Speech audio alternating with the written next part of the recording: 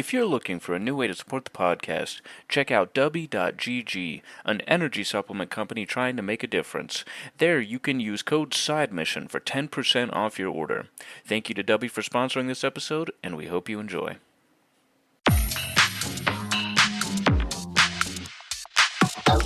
Welcome into the newest episode of Side Mission. Like always, I'm your host, Rusty Ellis, joined by the boys, Kyle Lynch and Matt Beck. And listen, if you're one of those fans that you like our Fallout series, I'm sorry that it's taken this long for us to get to this point. I said it when we re-recorded Shadow of the Erdtree, which hopefully has gone up by now. I said that obviously in moving, one of the hardest parts is getting back on schedule with recordings. Thankfully, I think we're all set up and we're ready to start getting back to normal episodes. We are playing through Black Myth Wukong right now, and I think all three of us have positive feelings about that game. We'll talk more about that when we record that episode. Episode 6 of Fallout. And this is another good one. I think 6 episodes in, we've yet to have a bad episode.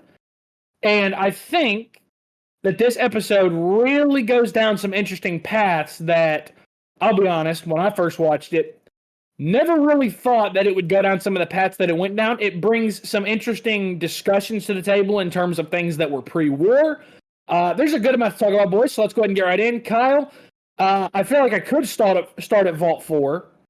I don't really want to, though, because one thing that caught my interest immediately in this episode was a lot of the flashbacks, because there are some interesting themes that are discussed here. For one,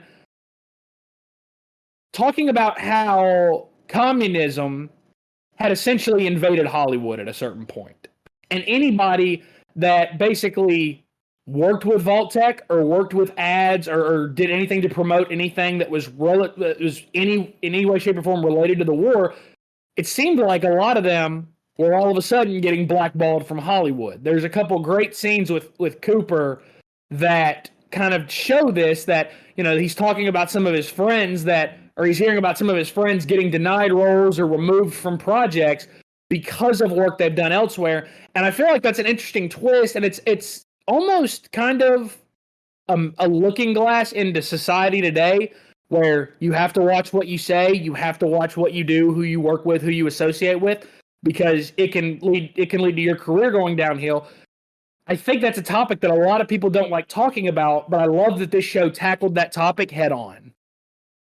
I agree. I love that we get to see a lot more pre-war stuff, which all of this is canon. They've stated that the show is canon. The most we've seen pre-war in Fallout is like the beginning to Fallout 4. And that was literally just, you know, hey, you got to go to the vault because a nuke's about to drop. We get to see so much stuff about how much Vault-Tec really prepared, about how they worked their way into modern society at the time, and propagandized so many people into thinking that, hey, this nuke, it's gonna happen. You need to get a vault. You need to get a vault bad, because if you don't, you might not survive. And you know, it wasn't necessarily so much of it's just a luxury item that you get at some point. It was really pushed on them, which is why I think a lot of people, you know, started being anti-Vault-Tec, is because they were like, hey, why do they want to shove us underground? It's kind of weird that they want to, you know, push us all into these vaults. And you really start to learn the reason why later on when we talk about Lucy's discussion with the overseer of Vault 4. That opened my eyes big time to a lot of what is happening in these vaults. You know, even in the games, I think you kind of see it. Here it's just blatantly said, and I was impressed. I love it. Yeah, one thing, and Matt, I'll go to you for this one. One concept that is brought to the forefront is the idea of fiduciary responsibility, which, for those who don't watch the show, or for those who don't know what that is basically a responsibility to others that are involved with something that you're involved with. The responsibility, so for a business like Vault-Tec, it's mentioned that they have a fiduciary responsibility to their investors and to the people that invest in what they're doing. And the problem with the peace the peace discussions at the time was that if those go through and everything is settled and there's no war, Vault-Tec's not able to really sell any vaults. So because of that, they have a responsibility to their investors to make sure that doesn't happen. Because of that, it's this interesting dynamic of, okay, there are the people in Hollywood that if you work with Vault-Tec or if you're any way associated with anything war-related, you get blackballed. On the flip side, Vault-Tec is not innocent whatsoever, and we've known that. That's nothing new. We've all played Fallout games enough to know that Vault-Tec was pretty scummy. Yeah. But it's also knowing that they are, deep down, they profit from war. They profit from unrest. They profit from things from a potential nuclear fallout, so to say. They profit from that. So they have a responsibility to that to make sure that anyone that invests, anyone that's involved, they get their money's worth. Again, I didn't know that Fallout would necessarily be the show or the property to take a deeper look at something like this, Matt. But I loved that they did because it got me thinking about all of this show in a completely new light. Yeah, the show has definitely flipped things around for me as far as just like even as someone who's only ever started playing Fallout from 3 and 4. But what I like about the show is the fact that we're taking a much deeper look into Vault-Tec. You know, they're not just this company that's, you know, sold the vaults to people because, you know, there's this whole, you know, premeditated thing coming about, you know, a nuclear fallout occurring. But the fact that there's just so much more, there's deeper, more complex levels to this company. And that's what I appreciate more about this show is because of these flashback moments, we do, as the viewer, get to see more behind the scenes about Vault-Tec and, you know, how they are setting up Howard to, you know, be the face of it. I mean, for God's sake, we pretty much now know the inspiration behind Pit-Boy is you know, Howard Cooper. There's another part in this episode that I liked during one of the flashbacks where, you know, Howard, you know, runs into another fellow actor named Sebastian. And one interesting thing is that Sebastian sold his voice for the voice for the robots, which I thought was a little interesting tidbit there. Or the fact that, you know, one of the rules is that applies that, you know, you can't bring your dog into one of the vaults, which, you know, greatly upsets Howard because, you know, he even has a movie poster with him where he and his dog starred in it together.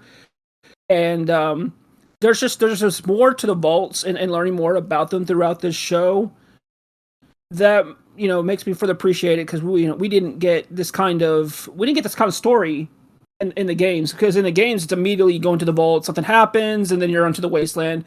But we don't get the moments with the flashbacks because, you know, that's a game. But with the show, they take more of an opportunity to, you know, give us a more reason about Vault-Tec's existence, its working with the government, and everything that led to where we are now. Well, I think that's one of the strengths of a TV show is that, you know, a show that's got 8 to 10 episodes versus a game that might only be 30 to 40 hours long. Sure, there's a lot that you can cover in that game, but there's also a fair amount that you have to keep in mind with gamers. I know the three of us are very similar. You have to hold our attention. You know, if you constantly are putting us in cutscenes or dialogue and we get bored, eventually we'll stop playing. With a show, you have a little bit more freedom to kind of go into that stuff, to address these topics and to address things that maybe we weren't aware of before that add some context, that add layers to what we already know. And I think particularly when you're talking about, when you talk about Sebastian, you know, Cooper's friend that is, again, the voice of the robots that sells that, I feel like, and you two can tell me if you disagreed, I feel like that's kind of an interesting parallel to a lot of the stuff we've seen with AI in real life. A lot of the parallels, you see voice actors all the time. I know Jennifer Hale is at the forefront of this, talking about, hey, don't work for companies that use that, because the moment they have your voice, all they have to do is throw enough money at you and you'll never work again. They'll own your voice. Like, that's exactly like, while you have your voice, while you have the rights to your voice, you can do pretty much whatever you want. You can work on whatever project you want. The moment you don't own your voice anymore is the moment you're out of work. And it's interesting hearing them talk about that, about how, you know, he has this great voice and it's put to good use, but with Codsworth, however, he now doesn't really own his voice. He doesn't have the rights to it. And because of that, he kind of more or less is stuck between a rock and a hard place. So I feel like a very interesting parallel to a lot of what we've seen with AI in the video game industry today. Last thing on the flashbacks, and then we'll get into the more modern day stuff, Kyle. It's the first real time that we see a rift start to develop between Coop and his wife. It's the first time we start to see a little bit of dissension there. Everything's been a little too perfect up to this point. And now, as she's working at Vault-Tec and he's starting to hear these things about Vault-Tec and people are in his ears talking about, hey, what they're doing is pretty messed up. When you start to think about it, all of a sudden, we're starting to see a little bit more, shall we say, some more differences between the two of them. And I think that that's going to be some setup that's paid off really well as the show moves forward. Oh, yes, it does. It is some insane character building that they do. Dude, I know we say it every episode, but Walt Goggins really just was the perfect role here. I mean, when he's the ghoul, when he's not the ghoul, still great. And I love that they gave him just as much screen time without all the makeup on, just being, Cooper. And like you were saying, showing kind of his life with his family. His wife working for Vault-Tec is wild because you really start to see how he got roped in, because it wasn't that they were just like, hey man, you want to start selling vaults? His wife was already in. His wife was already a part of it. So naturally he had that monetary influence, but he also had that influence at home. And the conversation where they're talking about no dogs in the vault, I think is a very, very interesting one, because he brings up the whole, well, who made that rule? That's a new rule. Who made it up? And his wife just kind of gave a cop-out answer of, well, it's just a rule. It's just, for the better of everybody. It very much felt like what she was trying to avoid saying was that it was a rule she came up with. It very much felt like that. It absolutely did. And man, it's the little details that I love, because it's a short conversation that they have at dinner, and then the scene ends and then it goes back to crazy shit going on. But I really love that you brought up the tension between Cooper and his wife, because they expand upon that a lot, and this is really our first sense of, oh shit, maybe she's not a good guy. And maybe Cooper's reasoning for doing everything he's doing right now as the ghoul has something to do with what happened right before the bomb dropped. It's funny you mentioned that, and we'll get to the modern day stuff here in a second, but the first thing that went through my head was, all of this conflict is really interesting, because if you think back to episode 1, his wife is nowhere to be found. It's just him and his daughter, and his wife is nowhere to be found. So at some point, they absolutely separated. So it's something that I feel like it's a detail that you notice looking back on it now. Whereas we had I don't think any of us really thought about it when we first are introduced to her. I don't think any of us were really thinking like, oh, well, she probably just wasn't there. There's probably, she's probably just at home. It is what it is, whatever. No big deal. Now it's starting to see, okay, maybe there's a deeper reason she wasn't in that opening episode, or at least in that scene in that episode. Maybe there's a reason for all of that. So the flashback stuff absolutely is a high point of this episode. That does not mean that the modern day stuff suffers, because the modern day stuff is equally as interesting, if not more, because if you'll remember, when we last left off, Maximus and Lucy were in a vault, had no idea where, had no idea what it was for, and we get introduced to Vault 4 at the beginning of this episode in an ad that Cooper was in. So they're in Vault 4, and it seems to be perfect. The residents are very welcoming. They're tending to Maximus's wound, and the gross part, I know Kyle, you probably got grossed out by this. The fact that what he was shot with was a rotten human tooth. That was cool. Just screams Fallout. For some reason, that just screams Fallout. Like, there's something about that feels like Fallout.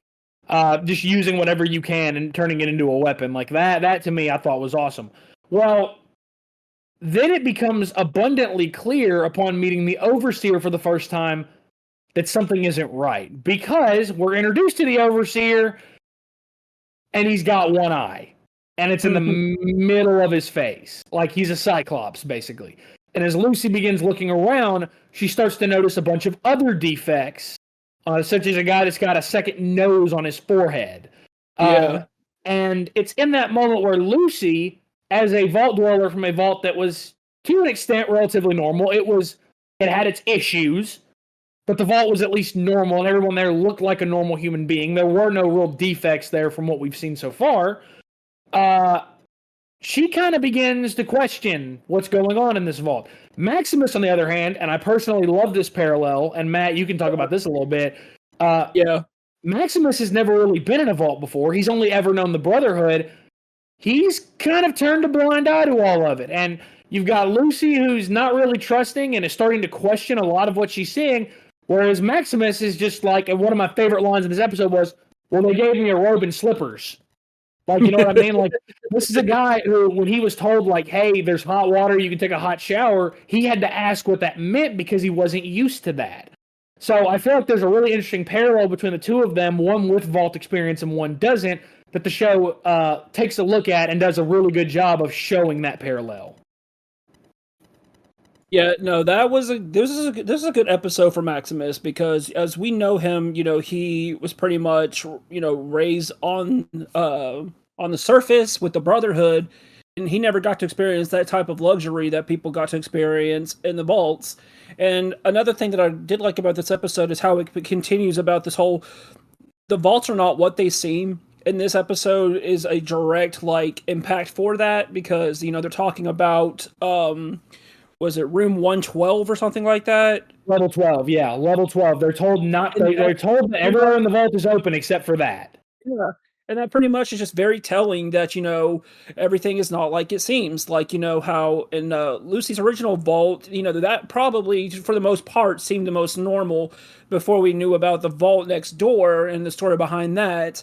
And, you know, every vault has its secret. Everybody behind the vault, the Overseer especially, is just not a good person. And there's a character here, I believe the name was Birdie or something like that. Was another interesting character, was the most interaction that we got with, you know, other members of the vault outside of Benjamin, the Overseer. But Lucy, the fact that she's starting to become a more hardened veteran, and, you know, after what she has experienced in her own vault, you know, being told that there's a secret to one of the vaults is, you know, obviously her instincts will kick in. Maximus is normally the one whose instincts would kick in, but because of his experience, you know, never having that type of, you know, getting a shower. I mean, for freaking God's sake, I'm pretty sure he ate soap in this episode. Thinking it, whatever. But just the switching around that they did with their characters here was really well done, with everything that they have been through in the show so far. Like, Maximus is letting his guard down for the first time, and Lucy is letting her guard up for the first time. So this is, like, you know, a great moment for both characters, that all their experiences led to the moment that we're currently going through with them right now. And the payoff that we get here at the end of this episode is crazy. I want to touch on something you just said, because it's something that we've seen so many shows, whether it's Disney Plus, whether it's Prime, it doesn't matter. Like, I'm not taking a shot at any shows yet in this episode, but keyword yet. But one thing that this episode nailed and this show has nailed is the character development. I mean, we have seen Lucy for the better part of 4.5, 5 episodes essentially be overly trusting of everything she's seeing.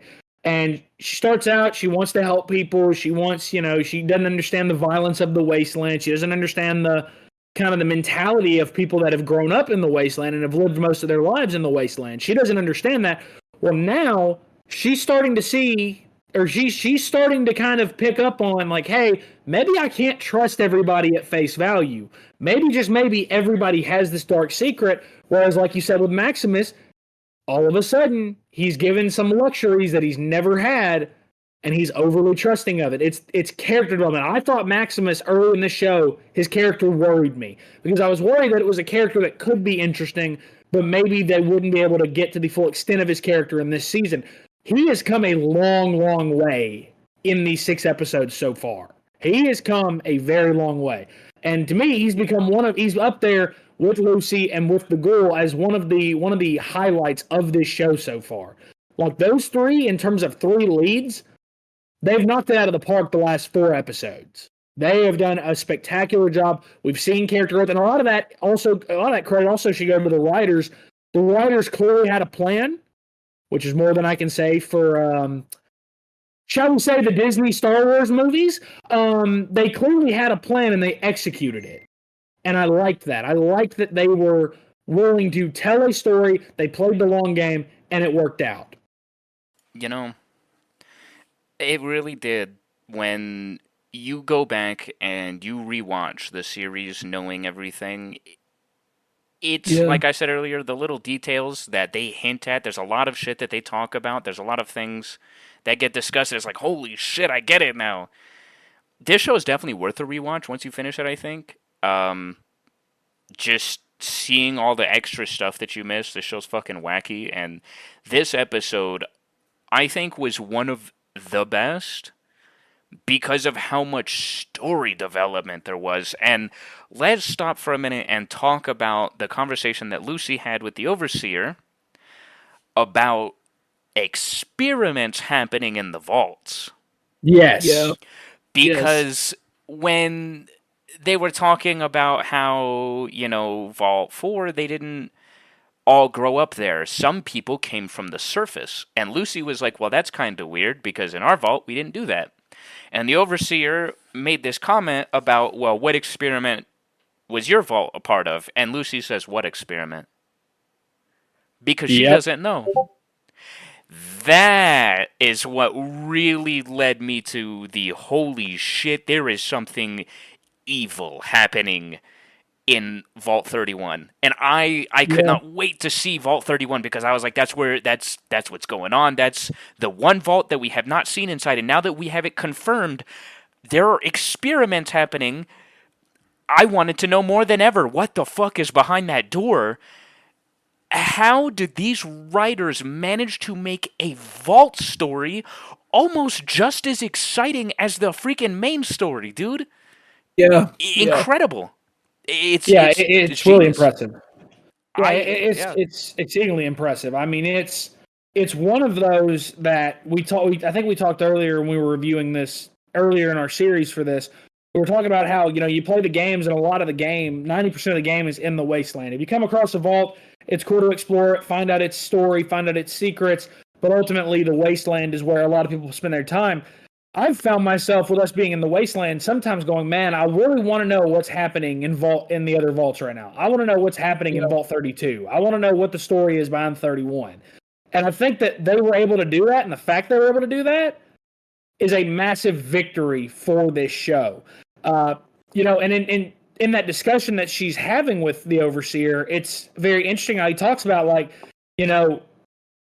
having to kind of change the way he's having to change his sense of humor, or having to change the way he talks around certain people to avoid offending them. Because most of these people, as Matt mentioned in our chat, a lot of these people were from the disaster at Shady Sands. A lot of these people were involved in the catastrophe that was Shady Sands. And we get a really kind of uncomfortable scene where Lucy sees all of the people that have kind of been, I don't want to say they're transplants into the vault, but all the people that have come into the vault afterwards. There's this little ritual they do, or this little quote unquote celebration that they do. And we overhear, or, Lucy, is asking what's going on. And one of the people that have been in the vault from the very beginning is like, oh, it's a wasteland dweller tradition. It's a little over the top for me personally. And at first it seems very normal, Matt. It gets very, very weird very quickly. Yeah, I'm going to be honest. I was definitely not expecting for a scene where I'd have to see some nudity happen. But, I mean, it's always going to happen in these type of things. Now, one thing that is very interesting is, how they're talking about the Flame Mother.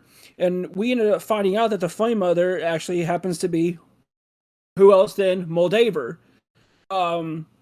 So that was quite shocking, and actually explains it starts to really come back full circle about the whole incident on Vault 32 with Moldaver and taking Lucy's father.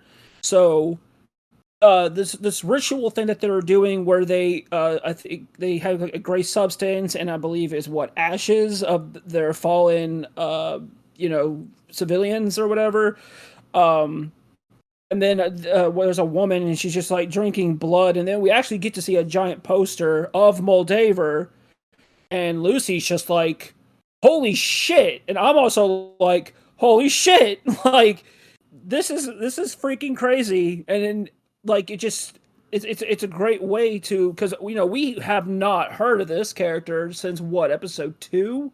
It's been a while, and it's been a long time, yeah. And the fact that all of a sudden she's back here, and then that she's just like this this overseer type of character who these people practically, I guess, worship, just come straight out of nowhere, and it's just making the whole thing. You got to see what's next. Like they did a phenomenal job. Yeah, they almost hint to like some kind of uprising. That's what they almost hint at is essentially getting justice for their fallen people at Shady Sands. There's a little bit of a reference to, we will avenge them, basically, is what they're going to say. And then kind of the episode ends on one hell of a cliffhanger, because Lucy goes down to level 12, sees a lot of this experimentation they've been doing, and we finally get a little bit of a look at it, just a hint of what some of these vaults have been up to. That shit was fucking disturbing. The video that Lucy saw of one of the experiments was of this woman who gave birth to fish, but they were man-eating fish, like piranhas, and they started eating her.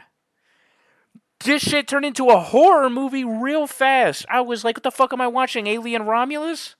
That shit was scary. It's funny. I was gonna make a joke about that, but if you hadn't said anything. I'm bad as shit. Dude, it was so fucking wild. I was like, this is some fucked up shit. And then Lucy gets caught. And man, my fucking heart started pounding, because I was like, this is gonna be bad. Especially after you saw what the fuck they were just doing. Oh, man, dude. I was not ready. And, man, when y'all watch the next episode, when we record for the next episode, y'all are not ready to talk about what they fucking did. Because, holy shit. It's unexpected. I'll give them that. Yeah, it's something that I'm excited for. I feel like, fellas, we've touched on just about everything. The only thing I can think of is, obviously, outside of the flashbacks, Cooper does not really have much of an impact in the modern day part of the story. The little bit that he does is running into a former, I guess, associate of his in one of the sheriffs, because he's, when we last saw him, he's laying down outside of that facility where all the ghouls were being held by those guys, and Lucy frees them and ends up shooting her way out of there. He's taken into custody, and we'll remind you very quickly just how much of a badass he is, because the scene where he kills those two guys, one of my favorite smaller action scenes from this show. Loved that a lot. Thought that it did a lot in terms of, again, just reminding us of the badass that he is as the ghoul. And again, it all goes back to what we've said the entire time. Walton Goggins was perfectly cast, and I genuinely hope that whatever work he does next that isn't Fallout, I hope that this is a template that the writers of whatever his next project is can use to write him better, to give him better stuff to work with, to give him better dialogue to work with, and to give him more to do. Because Walton Goggins has shown his acting chops in a massive way in this show, to where he's more than just the Southern gentleman stereotype that he's been typecast as for a good part of his career. So, fellas, is there anything else you want to talk about? Matt, you typically have something at this point. I'll let you go first. Do you have anything else you want to add? There is a part that we were just talking about a second ago, like right before the ghoul leaves, he grabs those wanted posters, and once again, we see Moldaver. And what's interesting is the fact that the sheriff points out, and he was like, the ghoul doesn't recognize Moldaver in the poster, And then he says, "That's not how I remember her." And then the sheriff goes, "Well, how do you remember her?" Yep. That was some great foreshadowing right there, wasn't it? I love how you're just like trying to avoid spoiling the show for me because I'm the only one that hasn't watched the rest of it. I am. Kyle, is there anything else you wanted to add? No, I think that's about it. See, this is why if I had to rank the members of Side Mission, Kyle would rank higher than Matt because he never has anything to add. I'm just kidding. I'm kidding. Well, listen, I mean, if we want, we could talk about where Thacker would rank on that list as well, but Wow. I'm kidding. We love Thacker. I'm kidding. But I do want to say that one thing this show has made me feel, and I'm glad that it's made me feel this way, is this is what happens when you focus on the story. This is what happens when you focus on the characters and you focus on giving them interesting stuff to do. And it's a major reason why this show's getting a season 2. Unlike other shows. Too soon? You guys do not see me. You guys, just for everyone's reference, they can't see me. We can't see each other. I'm staring into the fourth wall so hard at the Acolyte right now. I'm staring. I'm Deadpool staring my way into the fourth wall at the Acolyte right now. This is staying in. I'm not deleting this. Don't worry. This is staying the hell in. We could do a whole episode on the downfall of the Acolyte. We're not going to, but we could. But before this goes any further off the rails, that is going to do it for this episode of Side Mission. Be sure to follow us on Twitter at Side Mission Pod. You can follow us on Facebook as well at Side Mission Podcast. For the boys, for Kyle and Matt, I'm Rusty. Thanks for listening.